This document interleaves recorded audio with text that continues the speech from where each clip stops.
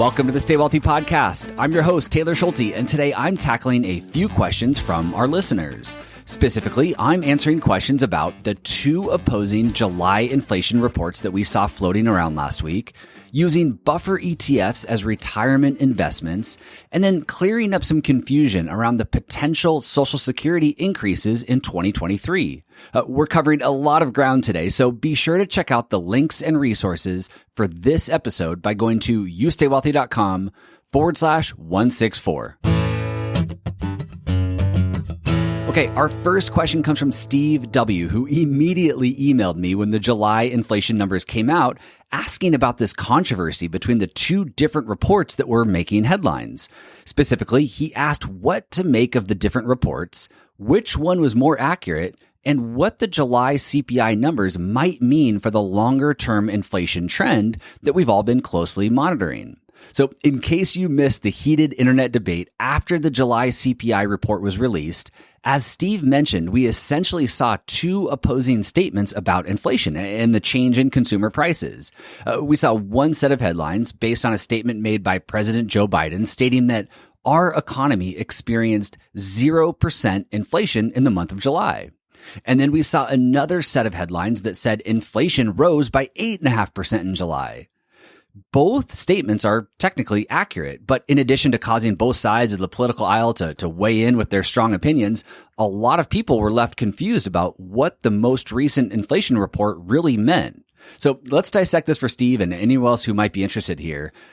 Pushing politics aside, because this isn't the podcast for that, avid Stay Wealthy listeners who have followed my inflation episodes for a while now know that the inflation rate we are typically presented with, the inflation rate we typically see in the news, is a historical 12-month number.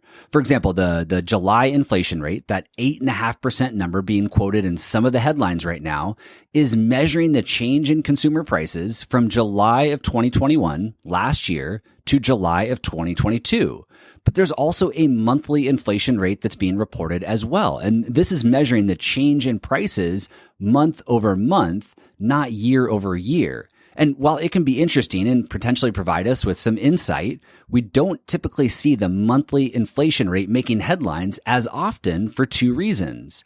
Number one, the inflation numbers that we're talking about here today, and the numbers that we typically see reported in the news, are known as headline inflation numbers. That's a technical term, headline inflation. Headline inflation, unlike core inflation, includes food and energy prices. And as we're all familiar with these days, food and energy prices can fluctuate dramatically month by month. Because of these volatile price swings in food and energy, inflation experts would often argue that core inflation is likely a better number to look at when trying to gain perspective and identify longer-term trends. The second reason that we don't often see monthly inflation rates being reported in headlines is that they're considered a short-term view that isn't necessarily a good indicator of what really might be happening in the broader economy, both in the past and in the present. For example, in August and September of last year, in 2021, monthly inflation was less than 0.5%. And looking at those months in isolation, one might conclude that inflation was trending on the lower end during those months. But then in October, month-over-month inflation jumped up to almost 1% and might have left that same person scratching their head again and questioning their previous conclusion. It's not all that different really than looking at your investment returns each month. You'll likely have a much better perspective and fewer emotional responses if you look once per year instead of once per month. Now, with regards to inflation, since it's backwards looking and many of us are interested in trying to identify where it might be trending in the future, experts would argue again that using core inflation, which strips out those volatile food and energy prices, might be more useful. So circling back to the two inflation reports that we were hit with last week, and again, we'll push politics to the side here today, both were technically true. Month over month, headline inflation, not core inflation, headline inflation was unchanged month over month. It was 0%. At the same time, the 12-month CPI ending July 2022, remember that's measuring July of 2021 to July of 2022, the 12-month CPI increased by 8.5%. So yes, it's certainly nice to see month over month prices unchanged. But as we now know, monthly headline inflation is volatile. And next month, we could be thrown another curveball, which is why the Fed will likely want to see a healthier, longer term trend develop before they change their tune. And in case you're wondering, core inflation, which again excludes the volatile food and energy prices, was up 0.3% last month and 5.9% over the last 12 months. To put that into some perspective here, in June, the month before, monthly core inflation was up 0.7% and up the same 5.9% over the previous 12 months. So month over month from June to July, core inflation did decelerate. But again, the Fed, while they might have some relief here heading into their next meeting, the Fed will likely want to see a longer term trend here before making any major pivots from their current rate hike plan. If you're following the monthly CPI reports closer than ever these days, you can mark your calendar for September 13th, which is when the August inflation report will be released. Okay, our next question today comes from Reed B, who asked me about buffer ETFs. And specifically, Reed asked if buffer ETFs would be a good and prudent investment for a retiree's traditional IRA. And I really enjoyed this question because it led me down a research rabbit hole and I learned a little bit along the way. But buffer ETFs are becoming more and more popular. So to answer this question and help Reed and others out there make an informed decision, let's first ensure that everyone knows what a buffer ETF is. So buffer ETFs are also referred to as defined outcome ETFs. They are exchange traded funds that you can buy and sell just like any other fund that you might own in your retirement account. For example, VTI, the Vanguard Total Stock Market Index Fund, is a popular ETF that most of you are probably familiar with. But unlike traditional ETFs like Vanguard's Total Stock Market Fund, buffer ETFs provide investors with downside protection, guaranteeing that they can only lose up to a certain percentage of their investment over a designated period of time. In other words, buffer ETFs have built-in downside protection for those who might be worried about experiencing sizable losses in their portfolio. However, and you probably knew there's a however coming, there's also a limit on potential gains that the investor can experience. As always, you can't have your cake and eat it too. But let's look at an actual example so we can really understand what these products are and how they work. So one popular buffer ETF is called the US Equity Power Buffer ETF. That's quite the name, I know. The ticker symbol for the August 2022 series is PAUG, and I'll explain what the series means here in a moment. So the ETF tracks the S&P 500, but it buffers investors against the first 15% of losses over what they call the outcome period. And for this specific buffer ETF, PAUG, the AUG standing for August, for this specific ETF, the outcome period is 12 months. So if the S&P 500 is down 20% from August of 2022 to August of 2023, the total loss to you, the investor, is only 5%. The ETF, the buffer ETF, absorbed the other 15% of losses for you. Now, on the other hand, if the S&P 500 is up 20% over the next 12 months, well, the total gain to you is only about 9.7%, and that's net of fees. The fund will absorb the other 10% or so in gains. It's important to know that the percent losses are being calculated from the start date of the series, not from when you, the investor, purchases the fund. For example, the August 2022 series that I previously referenced, that PAUG ticker, began on August 1st, but today is August 16th. So if you bought the fund today, you will have different buffers and caps for the remaining time of the outcome period, and it depends on where the market is and how the fund is being priced that day.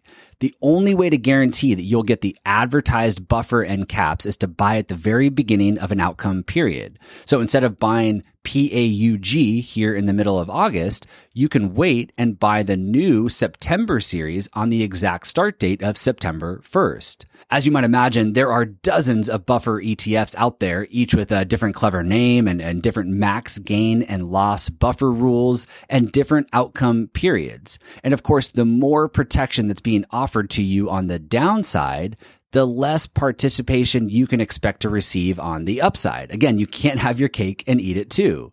But speaking of upside, let's check in on the August series for this U.S. Equity Power Buffer ETF that I've been referencing. The ticker symbol PAUG. Let's say you bought this ETF on the exact start date of August 1st. Well, as of yesterday, August 15th, and by the way, I'm getting this data straight from their website, which I'll link to in the show notes. But as of yesterday, August 15th, the S&P 500, according to them, is up a little bit more than 4% during the first half of this month, during the first 15 trading days of the month. On the other hand, investors in this Buffer ETF as of August 1st are up only 1.9%. Because the S&P 500 has been performing so well this month, investors in this ETF as of the start date have had their upside capped, and they're underperforming by a couple of percentage points. And this is where we can start to see the cons of using a product like this. In fact, there are 5 cons that I want to highlight today. The first is performance or lack thereof. But 15 days is way too short of a time period for us to draw any conclusions. And while I wish we could look at a 10 plus year time frame here, these products are so new that we only have about 3 years of data on this specific product. So over the last 3 years, the U.S. Equity Power Buffer ETF returned a positive 5.73%. However, during that same time period, over the last 3 years, the S&P 500, according to their website again, returned a positive 11.5%. In other words, Power Buffer ETF owners who participated from the start of that 3-year period to the end underperformed the broad U.S. stock market index by about 6%. And that shouldn't be all that surprising to anyone here because the U.S. stock market historically has ended the calendar year in positive territory 75% of the time, 3 out of every 4 years. So over long periods of time owning a buffer ETF, you can expect to underperform the broad U.S. stock market pretty significantly. Over shorter periods of time, it's anyone's guess, which leads to con number 2. And that is that buffer ETFs, similar to leveraged ETFs, promote short-term market timing decisions. If we know that over long periods of time, the U.S. stock market is positive way more often than it's negative, well, we wouldn't really want to own a buffer ETF for a long period of time, which means you would really only want to buy a buffer ETF to make a guess about what might be happening in the short term. I personally don't subscribe to anyone having a crystal ball and having success making short-term trading decisions, so I would view this as a negative for long-term retirement investors. The third con is that the fees on buffer ETFs typically hover around 0.8% per year, or just shy of 1% per year. In today's world, as most of you know, you can invest in a broad U.S. stock market fund for just about nothing. As I've always said on this show, anytime you are presented with a guarantee of any sort, you are paying for that guarantee. With buffer ETFs, you're paying for that guarantee, those guarantees, in terms of a very high expense ratio, as well as agreeing to a cap on your investment gains. Perhaps paying those fees is worth it to sleep better at night, knowing that you have downside protection. But personally, I would argue that there are more cost-effective ways and more efficient ways to get downside protection if that's truly what you need. Which leads me to con number 4, and that is that the risk-return profile of a buffer ETF over a long period of time looks pretty similar to a plain vanilla 60% stock, 40% bond portfolio. In other words, you don't have to pay 0.8% per year and limit your upside potential in order to invest in a portfolio that has a range of potential outcomes that you might be comfortable with. And no, I realize that those range of outcomes are not guaranteed like a buffer ETF inside of your plain vanilla 60-40 portfolio. However, you likely don't need those guarantees if you have a properly constructed retirement plan that's built around a longer-term time horizon, one that's focused on 12 plus years instead of 12 months. And then lastly, number 5, and this is one that very few people realize. Buffer ETFs don't actually own any stocks or bonds. They use options contracts to manage the fund according to the prospectus and track the performance of a specific index like the S&P 500. Now, what this means to you as an investor in buffer ETFs is that you don't receive any dividends. Again, buffer ETFs don't own any stocks. They're trading options. So you as the investor, the fund, doesn't receive any dividends. As we all know, dividends are a major component of our total returns. Without dividends, you can expect much lower returns over a long period of time. And that hindrance is on top of the high fees we spoke about, as well as the upside potential that's being capped. So to recap the 5 cons that I've identified here, number 1, poor performance since launch compared to the broad U.S. stock market. Number 2, they typically are more of a short-term trading product. Number 3, higher than average annual fees. Number 4, a risk return profile that's similar to a simple 60-40 allocation. And then number 5, no dividends. So why have buffer ETFs attracted billions of dollars? Why might an investor want to own them? I can really only think of 3 reasons. If you can think of more or you know of more, please send them my way. But I can really only think of 3 right now. Number 1 is the fund companies that are selling buffer ETFs tell a good story, and people love buying into stories. WeWork and Theranos are 2 good recent examples of very smart people buying into really good stories. Number 2, an investor believes that he or she has an edge of some sort and can make a profitable short-term prediction about the market and use buffer ETFs as a solution there. And then number 3, an investor truly does have a short-term time horizon and wants to know the exact range of potential outcomes, and they're willing to pay for that guarantee. Look, I truly love the creativity of these ETFs. They're fun, they're different, they're interesting, and for some people, they potentially serve a purpose. But to directly answer Reed's question today, no, I don't personally think that they are a good long-term investment for a retiree's traditional IRA or any other investment account owned by a retiree, except for maybe a play account that's purely speculative in nature and isn't being used to fund retirement. If you want to do some reading about buffer ETFs on your own, of course, you can head to Google and type some stuff in, but I've also linked to some good articles and resources in the show notes, including some that are more positive, which you can find by going to youstaywealthy.com/164. Okay, bringing us home here, Karen G asked a great question about Social Security COLA adjustments for 2023. She would like to know what the 2023 Social Security COLA will be, and she's a bit confused as to why different news outlets are quoting different numbers. I loved Karen's question because I actually had 2 articles set aside to reference for an episode on this show talking about this very topic. And just like she referenced in her question, both of these articles were written within 2 days of each other, and both are quoting different adjustment percentages. So I thought it was timely, and I wanted to take a stab at clearing this up for everyone. To start, COLA stands for cost of living adjustment. As we all know, inflation causes prices to go up, and in order for Social Security recipients to maintain their purchasing power as these prices go up, they are periodically provided with an increase to their benefits known as a cost of living adjustment, or COLA. We've seen 0% COLA like we did in 2016. We've seen 14% COLA like we did in 1980, and we've seen everything in between. The amount of the adjustment is based on the CPI-W index, an index that's similar to CPI-U that measures changes in consumer prices. When prices go up, Social Security recipients get a pay raise. And since prices have really gone up recently, everyone, including Karen, who's receiving Social Security, is wondering how big their pay raise will be next year so they can start to do some planning. Speaking of next year, we still haven't wrapped up 2022, and that's precisely why Karen and I, and maybe you, are seeing different COLA numbers being thrown around. The exact Social Security adjustment will depend on what inflation does for the next couple of months. In fact, to be more specific here, the Senior Citizens League expects the 2023 COLA to be announced on October 13th, just after the September inflation data is released. And that's because the Social Security Administration uses the average inflation in the third quarter of the year based on CPI-W to calculate next year's COLA adjustment. So September will mark the end of the third quarter, allowing them to crunch these numbers and make that announcement.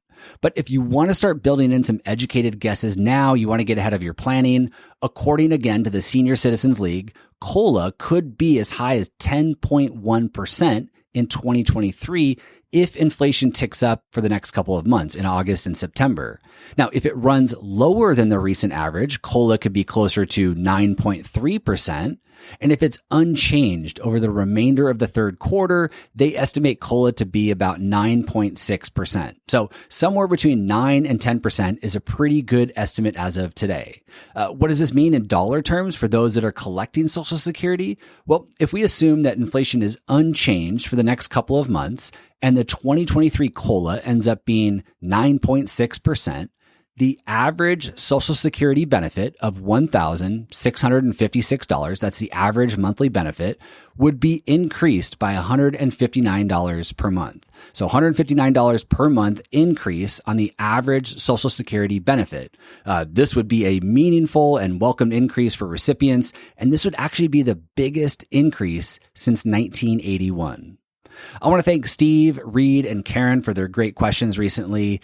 As always, if you have any questions or topic ideas for future episodes, please send me an email at podcast@youstaywealthy.com. That's podcast@youstaywealthy.com. To grab the links and resources for today's episode, just head over to youstaywealthy.com/164. Thank you as always for listening, and I will see you back here next week. This podcast is for informational and entertainment purposes only and should not be relied upon as a basis for investment decisions. This podcast is not engaged in rendering legal, financial, or other professional services.